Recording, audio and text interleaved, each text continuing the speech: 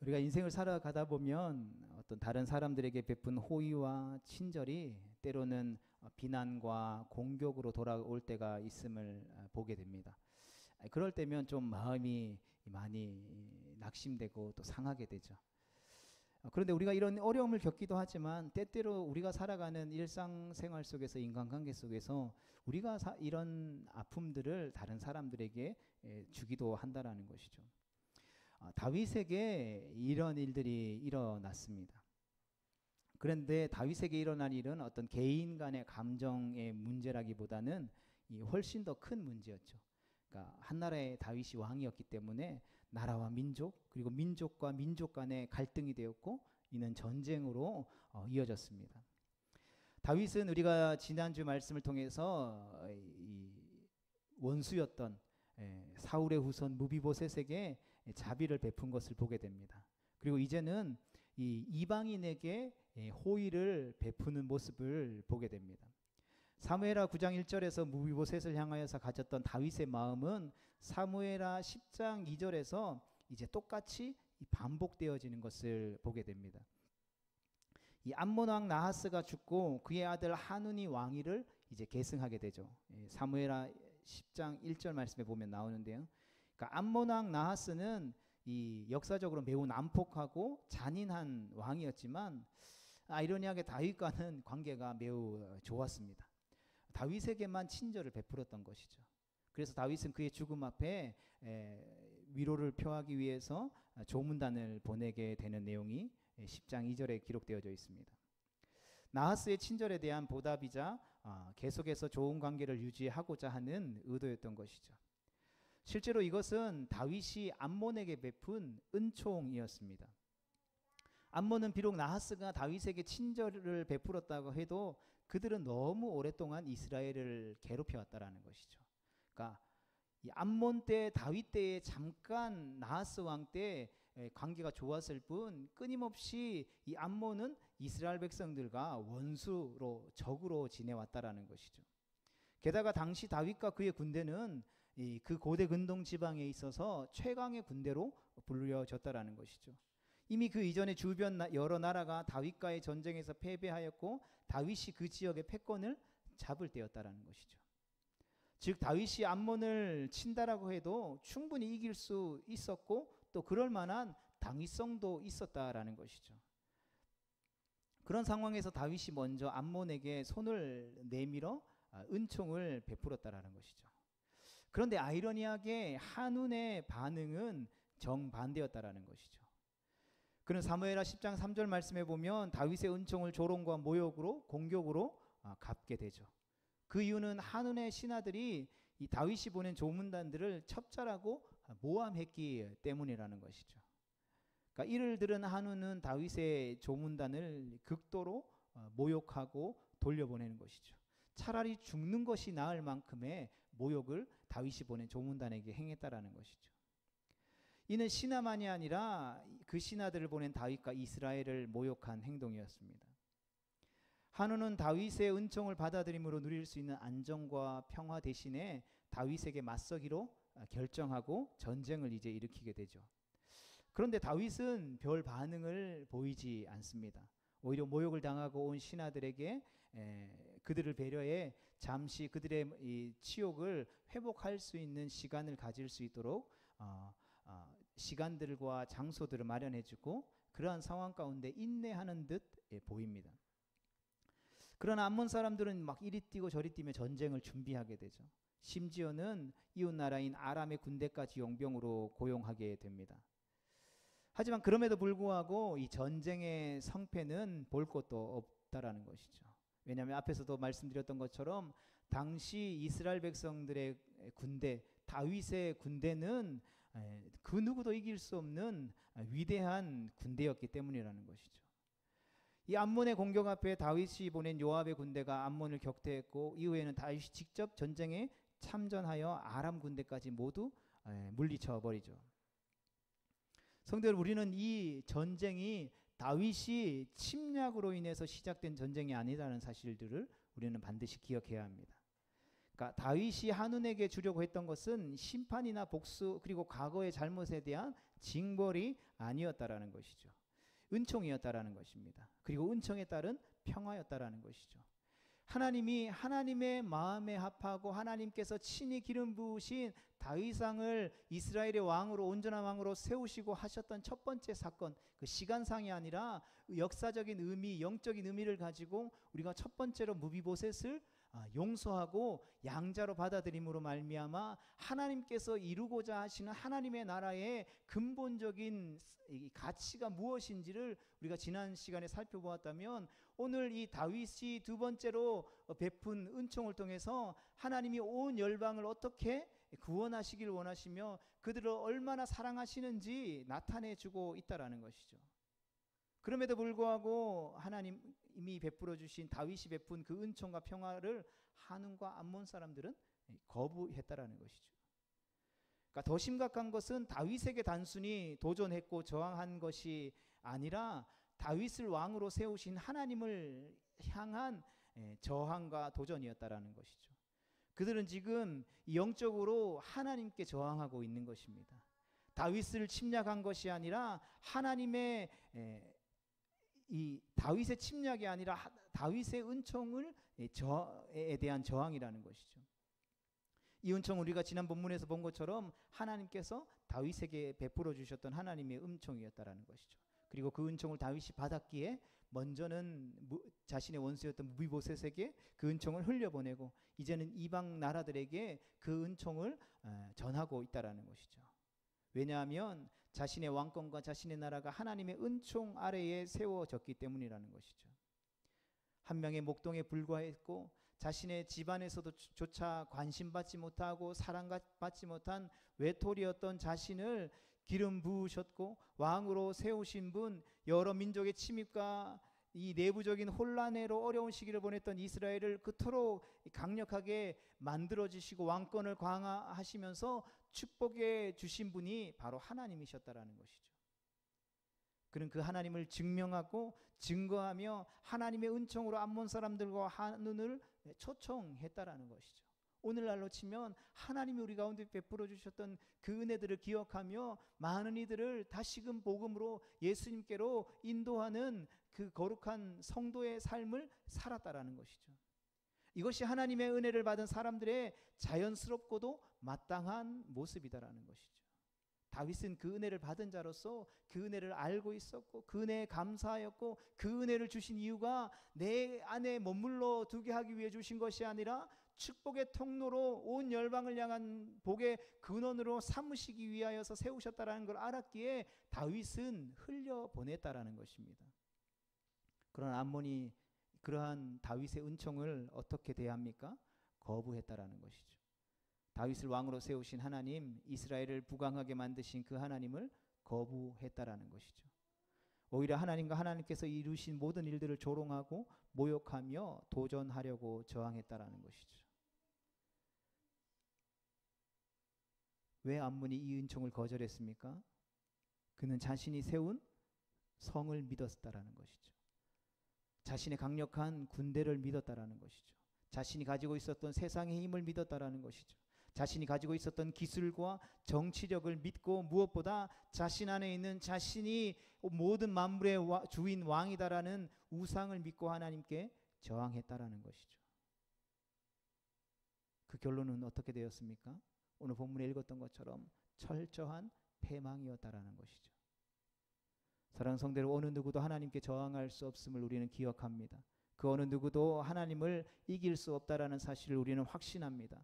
하나님께서 심판의 칼을 드셨다면 그 누구도 무엇도 이를 피할 수 없다라는 것을 우리는 너무나도 잘 알고 있습니다. 우리와 함께 하시는, 우리를 구원하시는 그 하나님은 전쟁에 능하신, 전능하신 하나님이시죠. 실수가 없으신, 능히 대적할 자가 없으신 여호와 하나님이시다라는 것입니다. 그런데 여러 신학자들은 오늘 이 사무엘하 10장의 말씀이 바로 시편 2편의 말씀의 반영이자 실제적인 예라고 설명하고 있습니다. 시편 2편 말씀을 보면 이방 나라와 족속과 민족과 세상의 군관들과 관원들이 막 분노해서 꾀를 내어 여호와의 기름 부음 받은 자를 대적하게 되죠. 그들은 여호와의 기름 부음 받은 자의 다스림을 거부하며 그에게 철저하게 분리되기를 원했다라는 것이죠. 시편 2편에 등장하는 이방 나라와 민족과 세상의 군왕과 관원들은 이 본문에 따르면 암몬일 수도 있습니다. 지금까지 계속해서 전쟁을 치렀던 블레셋일 수도 있고 아람일 수도 있고 이스라엘을 괴롭힌 또 어떤 이방 민족들일 수도 있다라는 것이죠. 그러나 우리는 조금 더 깊게 이 의미들을 살펴보기를 원합니다. 여호와께 기름 부음 받은 자를 거부하며 그에게서 분리되려고 하며 그의 통치를 끊어내려고 하는 이방 나라와 민족과 군왕과 관원은 다윗에게 저항해서 싸우던 수천 년 전 이스라엘 주변 나라들만의 문제는 아니라는 것이죠. 바로 모든 나라와 모든 민족의 일이라는 것이죠. 왜냐하면 타락한 모든 인류의 마음속에는 하나님의 통치와 다스림을 거부하려는 죄악된 본성이 존재하기 때문인 것이죠. 그래서 예수님이 이 땅 가운데 오셔서 선포하셨던 그 하나님의 나라의 복음은 어떤 공간적인 개념이 아니라 바로 통치의 개념이라는 것이죠. 그러면 그 죄악된 본성이 존재하는 그 안에 누가 있습니까? 블레셋, 암몬, 모압, 아람만 있습니까? 아니라는 것이죠. 그 안에 저와 여러분 우리 모두가 있다라는 것입니다. 하나님을 떠나 범죄한 모든 인류, 죄 가운데 거하며 하나님을 싫어하고 회개하기를 거부하며 사망 가운데 나아가던 우리가 그 안에 포함되어 있다라는 것이죠. 이스라엘 이 성경 본문에 따르면 우리야말로 이방 민족이며 나라라는 것이죠. 우리가 사는 이 세상의 문화야말로 하나님을 철저하게 거부하고 있는 것이라는 것입니다. 그렇다면 여호와의 기름 부음 받은 자는 과연 누구입니까? 기름 부음 받은 자는 메시아 곧 하나님께서 당신의 백성을 구원하기 위해 세우신 구원자입니다. 하나님의 은총을 전하며 실제로 행하시는 자이죠. 구약 성경에는 왕과 제사장과 선지자는 메시아로 불렸고 그 사역을 실제로 감당했다라는 것이죠. 그런데 이 메시아에 대한 설명이 조금 더 구체적이고 특별합니다. 그는 하나님께서 직접 세우신 왕이며 하나님께서 낳으신 하나님의 아들이며 모든 이방 나라와 민족을 하나님께로부터 받아 소유하며 그 소유가 땅 끝까지 이르게 될 자라는 것이죠. 하나님께서 그에게 놀라운 권세와 능력을 주셔서 온 땅의 모든 세력들, 하나님의 통치를 거부하는 모든 원수들을 쇠 지팡이로 항아리를 깨뜨리시듯이 다 무너뜨리시고 심판하실 심판의 왕이시다라는 것이죠. 이것이 시편 2편 6절과 8절 9절 말씀에 기록되어져 있습니다. 이 메시아는 다윗이 아니죠. 다윗이 위대한 왕이었고 이 시편 2편 말씀을 기록한 기록자이지만 다윗은 자신을 노래하고 있는 것이 아니라는 것이죠. 이 시편을 기록해서 자신을 높이고 자신이 영광 받고자 하는 것이 아니다라는 것이죠. 이 메시아, 이 왕은 하나님의 아들이며 하나님 자체이신 분이라는 것이죠. 바로 다윗의 후손으로 오실 예수 그리스도라는 것이죠. 그 예수 그리스도가 바로 모든 원수와 대적을 심판하실 심판의 왕이 되신다라는 것입니다. 오늘 우리가 읽었던 이 사무엘하 10장 말씀은 이 심판으로 끝나게 됩니다. 다윗이 블레셋을 물리친 것처럼 암몬과 아람이 심판받게 되죠. 다윗을 대적했기 때문에, 다윗을 세우신 하나님을 대적했기 때문에. 그런데 시편 2편은 심판으로 끝나지 않는다라는 것을 우리는 주목할 필요가 있습니다. 하나님을 대적하고 하나님을 모욕하고 조롱하며 하나님의 통치를 거부하고 죄악의 길로 나아갔던 악한 자들에게 시편 2편은 살 길이 열리는 것으로 끝납니다. 다시 말해 우리에게도 살 길이 열린 것이죠. 시편 2편은 하나님을 대적하여 반역한 자들에게 열려있는 독특한 축복의 가능성을 가르쳐주고 있습니다. 열국이 하나님과 메시아에 대해서 대적하여 반역하는 내용으로 시작했지만 결국 하나님께서 세우신 메시아에게 피하는 자가 복되다라는 말로 끝나고 있다라는 것이죠. 사랑하는 성도들, 하나님의 은총은 사라지지 않음을 확신합니다. 하나님의 자비와 사랑은 결코 위축되지 않습니다. 오히려 더 강력하게 확장하며 날로 부흥해져 간다라는 것이죠. 세상이 어두워져 가면 어두워져 갈수록 우리에게 비춰진 영광의 빛은 더욱더 환하게 빛나는 것이죠. 어둠이 짙어지면 짙어질수록 빛은 더 빛의 역할을 감당하게 되며 모든 사람들이 그 빛을 보게 되는 부흥을 경험하게 된다라는 것이죠. 하나님께서 그러한 세상을 향하여서 구원의 길을 열어주셨다라는 것입니다. 하나님을 거부하고 죄악의 길로 가다가 결국 사망의 심판을 받고는 도착지가 없는 그런 길을 가는 자들에게 하나님께서는 구원의 길을, 새로운 생명의 길을 열어주셨다라는 것이죠. 그래서 하나님께서 세우신 이 메시아에게 피하는 자가 복되다라는 것이죠. 그의 아들에게 입맞추는 자, 하나님의 아들에게 순종하며 그를 믿으며 그에게 의지하는 자는 구원을 받을 것이다라는 것이죠. 그리고 그 아들은 바로 예수 그리스도이십니다. 그 왕, 그 구원자, 그 메시아는 바로 예수 그리스도이심을 믿습니다. 하나님의 진노를, 사망의 심판을 피할 수 있는 우리의 피할 곳, 우리의 영원한 거처이며 회복과 생명의 구원자 바로 예수님이시다라는 것입니다. 그분이 구원의 길이요 진리요 생명이신 것이죠. 그분으로 말미암아 하나님 아버지께 나아가 은총을 받으며 평화와 안식을 누릴 수 있게 되는 것입니다. 하나님께서 우리를 예수 그리스도를 통해서 그 은총의 길로 우리를 부르신 줄 믿습니다. 예수 그리스도께서 바로 그 은총의 길이라는 것이죠. 그러하기에 세상 사람들은 변하고 세상은 변하고 세상 흔들리고 사람들은 변한다 할지라도 우리 안에 예수 그리스도의 그 이름이 있다면, 그 예수 그리스도의 이름을 부를 수 있다면 우리는 축복 가운데 거하는 자라고 고백할 수 있는 것입니다. 그럼에도 우리는 지금까지 얼마나 하나님의 이름을 모욕하였고 하나님의 다스림을 거부했으며 하나님께서 베푸신 은총을 싫어했습니까? 오늘 예배하는 우리 중에 저조차도 나는 그런 적이 없다가 누가 말할 수 있겠습니까? 만약 그렇게 믿고 있다라면 우리는 우리를 향하신 하나님의 사랑과 구원을 아직도 다 이해하지 못하고 있는 것일지도 모르겠습니다. 암몬왕 한눈의 그 모습 속에서 우리는 어쩌면 우리의 연약함과 우리의 악함과 미련함을 발견할 수 있어야 하는지도 모르겠습니다. 우리에게 복음을 전하는 자를 우리를 얼마나 미워했습니까? 하나님께서 우리에게 베푸신 자비와 은총을 우리는 얼마나 외면하고 싫어했습니까? 거룩한 삶으로 하나님이 우리를 부르실 때에 그 거룩한 삶으로의 변화를 우리는 얼마나 거부했냐라는 것이죠. 성대로 오늘 예배하며 나아가는 우리의 모습은 어떻습니까? 우리는 얼마나 하나님을 거부하고 하나님의 말씀을 거부했습니까?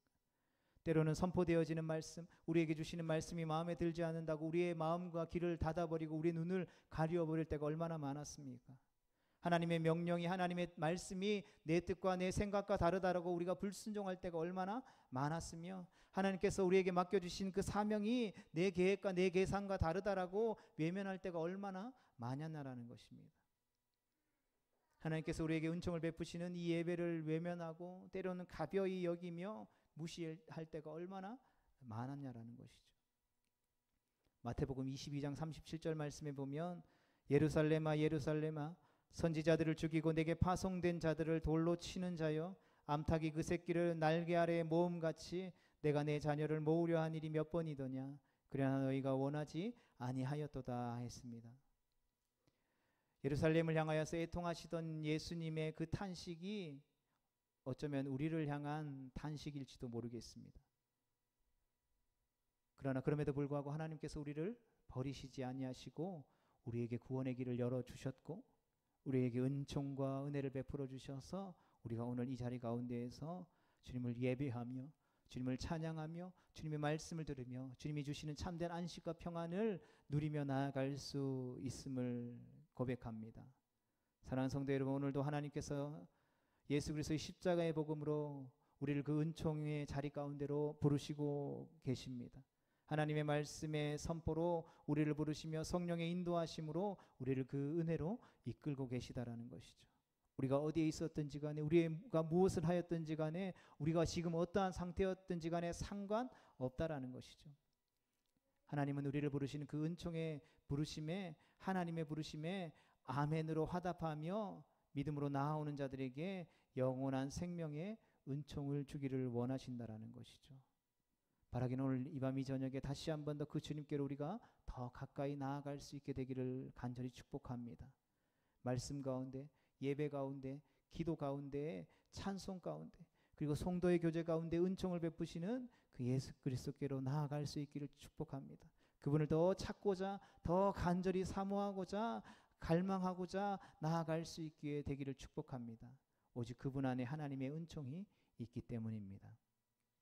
그 은총의 부르심, 그 은혜와 사랑과 자비의 초청에 귀를 기울이고 저항하거나 거부하지 않기를 축복합니다. 그래서 그 안에 있는 예수 그리스도의 은혜와 복을 충만히 누릴 수 있게 되기를 축복합니다. 그리고 나아가 오늘 다윗이 행했던 것처럼 그 은총을, 그 축복을 흘려보내는 축복의 통로 되어질 수 있기를 주님의 이름으로 축복합니다.